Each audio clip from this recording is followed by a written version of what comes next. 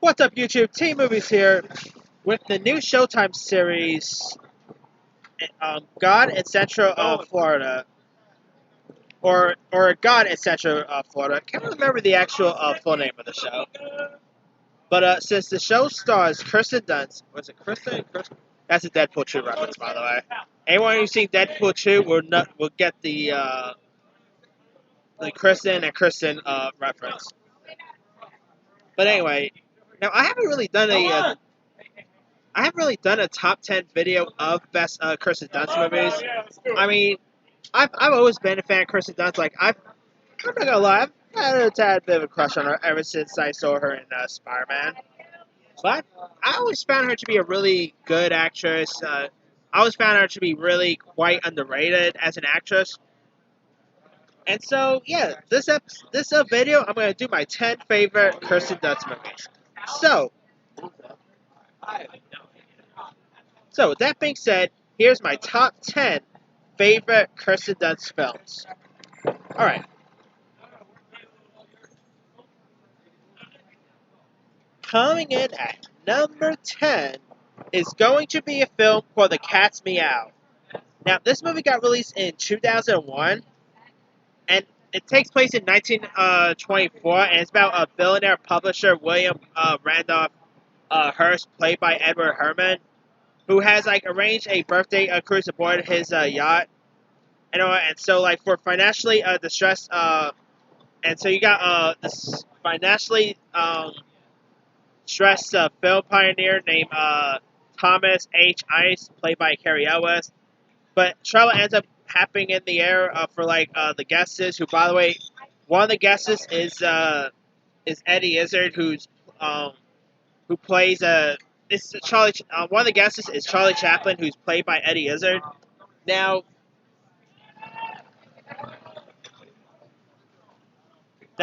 granted, Eddie Izzard wasn't as good as Robert Downey Jr. when he played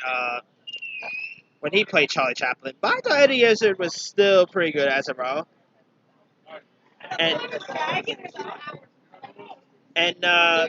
in this, Chaplin wants to steal Hearst's mistress, who's the actress Marion Davis, played by Kirsten Dunst. And so, the jealous Hearst ends up struggling to oppress.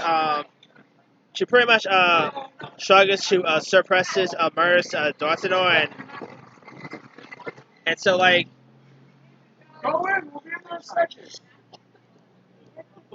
So Ice ends up discovering a love letter from Charlie Chaplin, who he believes to be the key to a good future with Hearst-in-law. And so this is really a love letter to old Hollywood, and it's actually directed by this director named Peter Bonakovsky. I can never really pronounce his last name that well, but Peter's he's a cool director there. And Kirsten Dunst, I thought she was a good Marion Davis. Eddie Izzard was a really great Charlie Chaplin. Yeah, I really quite like this film. It's a really great, like I said, it's a great love letter to Hollywood. Great performances by Dunst, by Izzard, Carrie Ellis, he's always great. And of course, tragedy ends up also happening in the film as well. So there's that too. But yeah, if you guys haven't seen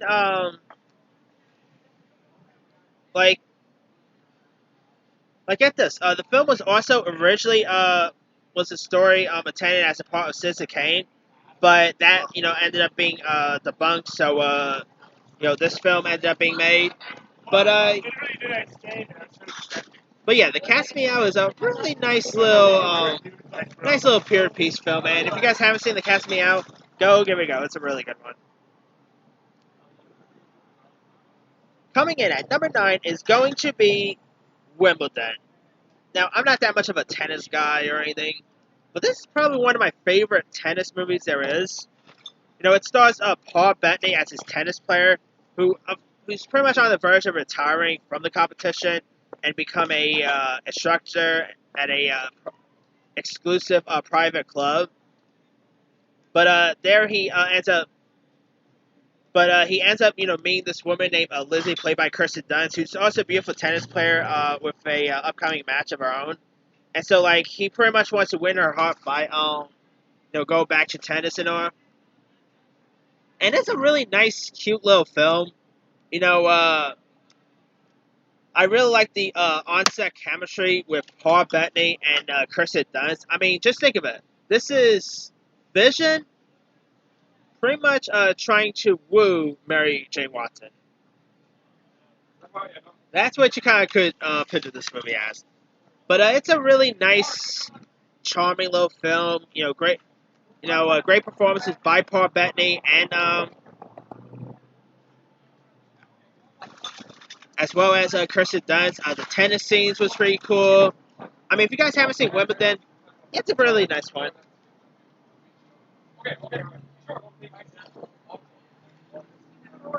Alright, coming in at number 8 is going to be the very funny comedy. This is literally the title. My number 8 favorite Kirsten Dunst movie goes to Dick. That is literally the title. And I'm not gonna lie, Dick is a hilarious little film. It takes place in 1976, and and it stars a very young Kirsten Dunst and a very young Michelle Williams.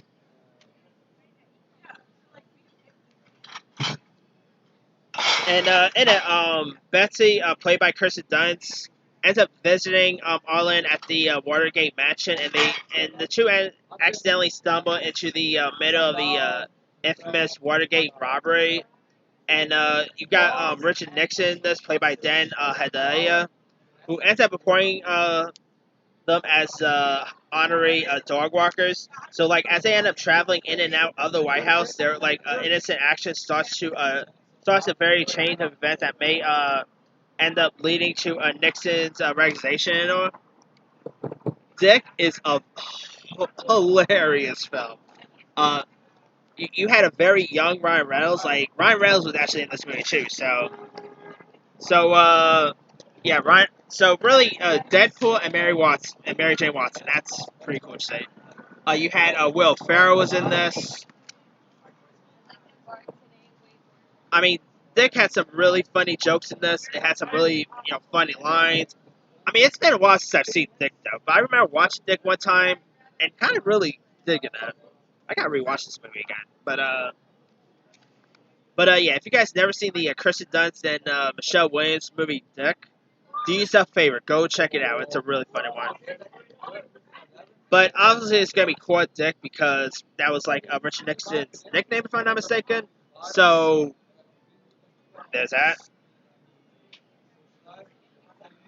All right, coming in at number 7 is one of Kirsten Dunst's earliest roles, and that will be Jumanji. Now, Jumanji, of course, starred the late great Robert Williams, as the role of Alan Parrish, who ends up being stuck in the game of Jumanji's inner world for decades. And when these two kids, played by Bradley Pierce and Kirsten Dunst, ends up playing the game, he ends up getting out from the game, and during the progress, and at the progress, there's lots of wild animals who come out from the game as well. Now, of course, if you guys don't know, we do have a Jumanji sequel with Dwayne Johnson, and we got the new one, Next Level, coming out in December. Whoa. But I really quite like the original Jumanji. It's a really funny little film. You got, Kirsten Dunst and Bradley Pierce both played, they played the siblings roles really well. I thought they were great in this. Robert Williams, my God, I miss Robert Williams. He was a great Alan Parrish. This movie was really adventurous. It was fun, entertaining. It's a 90s classic gem. If you guys never seen the original Jumanji, go check that one out. It's a really great one.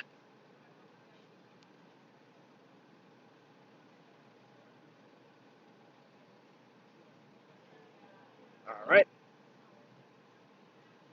Now, coming in at number...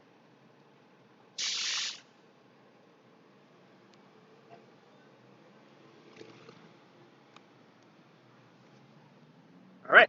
Coming in at number 6 is going to be another very young Kirsten Dunst role, and that's going to Small Soldiers. I mean, Small Soldiers is... I love Small Soldiers. I mean, you got the Gorgon Knights in this. You got Frank Langella as the voice of Archer at the one of the toys Archer. You got the leader, the toy leader Chip, voiced by Tommy Lee Jones. You know, directed by the great Joe Dante. Kirsten Dunst, of course, plays the next door neighbor of the lead character, who, of course, the lead character, Alan. You know, Alan ends up having a crush on Kirsten Dunst's character, and I really like Kirsten Dunst in this. You know, I thought Kirsten Dunst and Gregory Smith, who plays the role of Alan, I know they had some really nice on-screen chemistry with each other. You know, the toys all looked amazing. I love the way that these toys look. Like, I believe Kirsten Dunst was probably only, I can't remember how old she was at the time. Probably maybe 15 or maybe 14 at the time when she did this movie. But yeah, I really quite love Small Soldiers. You know, if you guys never seen Small Soldiers, do yourself a favor, go give that one a go. Alright, coming in at number 5. Yeah, number 5. Alright. Sorry about the noise, guys, but decided to do this outside, and you know I live in New York City, so yeah. But anyway, yeah, my number 5 favorite is going to Michel Gondry's amazing, wonderful film, Eternal Sunshine of a Spotless Mind. Like you got, of course, Jim Carrey here as the character Joe Barish, who's pretty much like a man who is, you know, who ends up informing that his ex-girlfriend Clementine, played by Kate Winslet, has her memories of their relationship erased from the brain of this. Pretty much, she had like this procedure where her memory ends up, you know, being erased, and the doctor's played by Tom Wilkinson.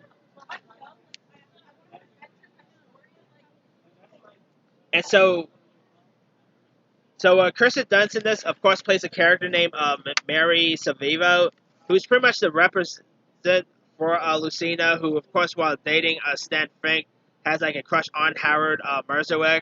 And so, like, while you know erasing Joe's memory, Howard's wife ends up catching her, you know, kissing Howard and all,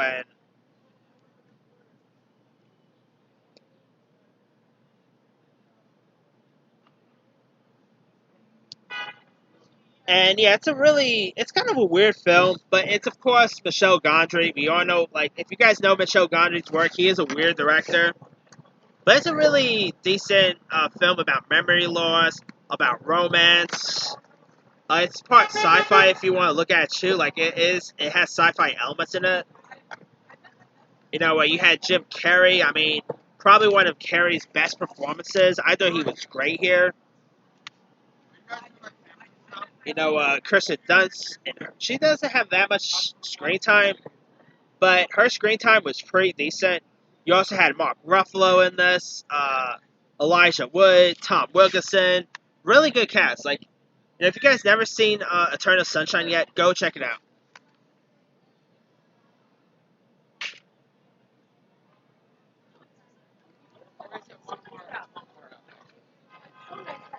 All right. Coming in at number 4 is going to be pretty much one of her youngest roles, and that is going to be my number 4 pick is going to Interview with the Vampire. Now, this was actually the movie that really made Dunst a breakout star. She played the role of Claudia, who's an immortal vampire stuck in a child's body, and at the age of 12, you know, Dunst ended up proving her chops by pretty much by her ability to convoy such a very experience without having any in her. And of course, she ends up having an infamous kissing scene with Brad Pitt, which is really awkward because this is a very grown-up role for a 12-year-old. But it is kind of awkward watching Kirsten Dunst playing this role. And of course, it's based on the classic. It's based on the classic book by Anne Rice. You got Tom Cruise in this. The aforementioned Brad Pitt. You had Antonio Banderas, Christian Slater. Yeah, some really solid cast members in this, and it's a really great vampire film. And yeah, if you guys never seen an Interview with the Vampire yet, go check that one out.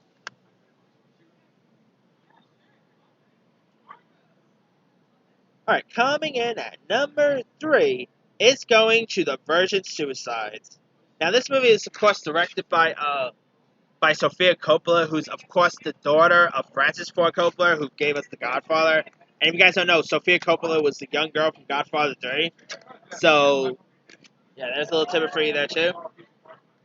Anyway, the film is, of course, Sofia Coppola's directorial debut.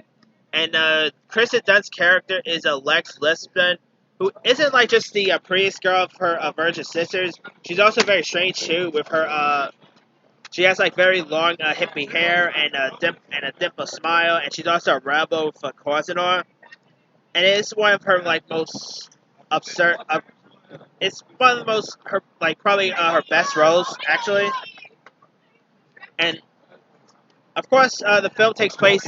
It's about this 1970s family who's living in a middle class Michigan suburb, and and the father, Mr. Lipson, played by James Woods, is a math teacher, and his wife, played by Kathleen Turner, is a very religious mother of 5 teenage daughters. And one of the daughters ends up committing suicide. And so like the family ends up spiraling downward into like a very creepy state of isolation and all, and the remaining girls ends up being quarantined from social interaction and all. But the girl, Cecile, doesn't like die in the film, so yeah. But yeah, this movie was really intense. I mean, it was really weird. Like, it's a crazy film to watch.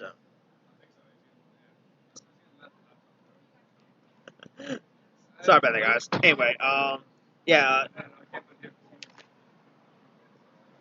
Yeah, you had Kirsten Dunst was of course in this. You had James Woods. Kathleen Turner was really great. You also had Hannah Hara, who of course played who was also in Forrest Gump and all. Of course, Hannah Hara, by the way, played the younger version of Jenny from Forrest Gump, so there's a little tidbit for you there, too. You had Josh Hartnett in this, AJ Cook, Danny DeVito. Yeah, some really cool cast members were featured in this. And, yeah, all the girls, of course, had... the girls all had great chemistry with one another. Kirsten Dunst really shined here. I mean, if you guys haven't seen The Virgin Suicides, it's an awkward movie, but it's actually really decent. So yeah, definitely go check out Virgin Suicides. I mean, I think you'll probably get a kick out of it.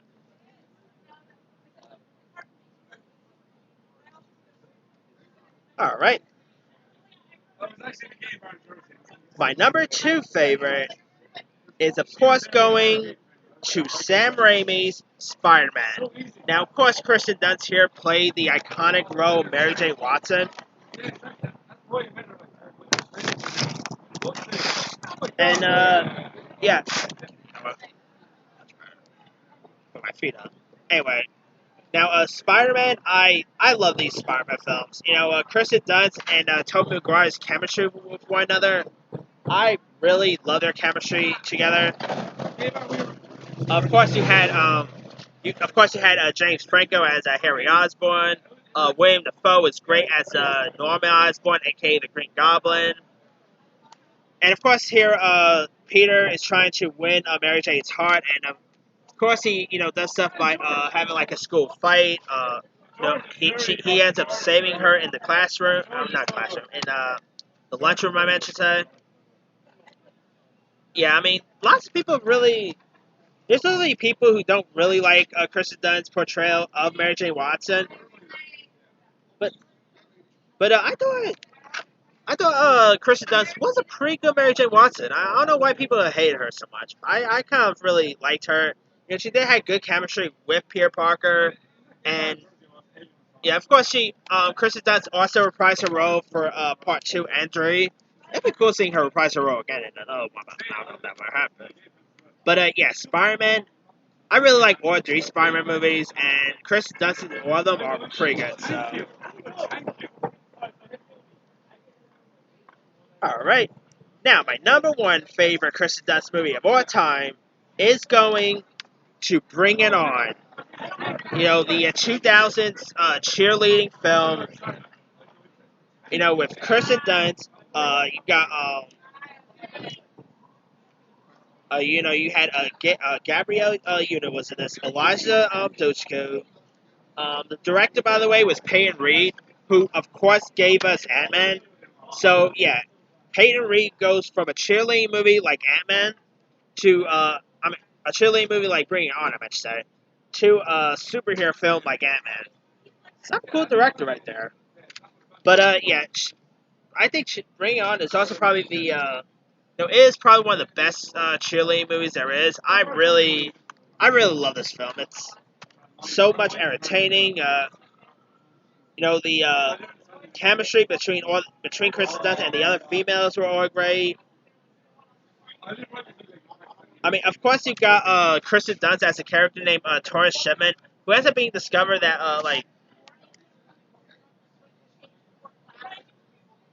who of course ends up being discovered who ends up discovering that being the captain of her San Diego high school, a 6-time championship winning cheerleading squad, ends up being more complicated than she had imagined or. So,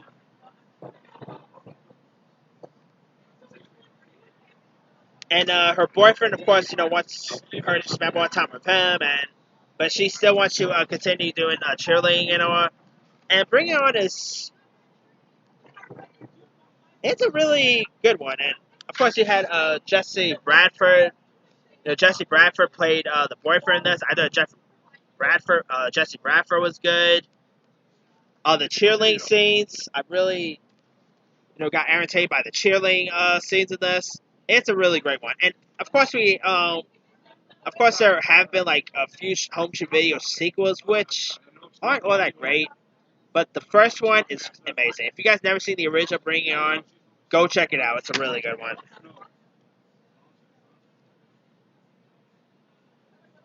Alright, that's pretty much it. Let me do the quick rundown. 10, The Cat's Meow. 9, Wimbledon. 8, Dick. 7, Jumanji.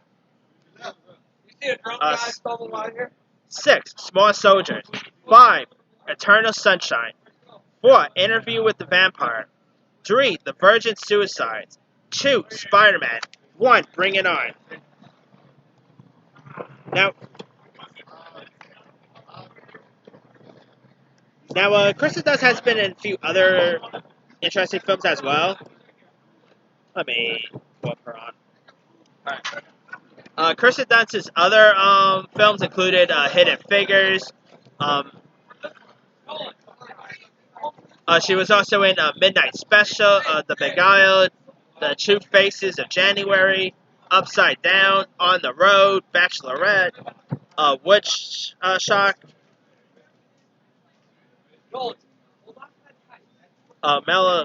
Melanania, which was directed by Lars von Trier, Olga Times with Ryan Gosling, another Sofia Coppola movie, Marie Antoinette, Kiana and the Prophecy, which was horrible, but she was in that. Crazy Beautiful, which I did not really care much for, but Get Over It. She was in 15 and Pregnant, Wag the Dog, Kiki's Delivery Special. I forgot she was in that. Little Women. I probably should have added the original Little Women too. But yeah, that's pretty much it. let me leave it to you guys. What are some of your favorite Kristen Dunst movies? Drop a comment below. Don't forget to like, subscribe, hit that bell for more notifications. This here is Team Movies signing off.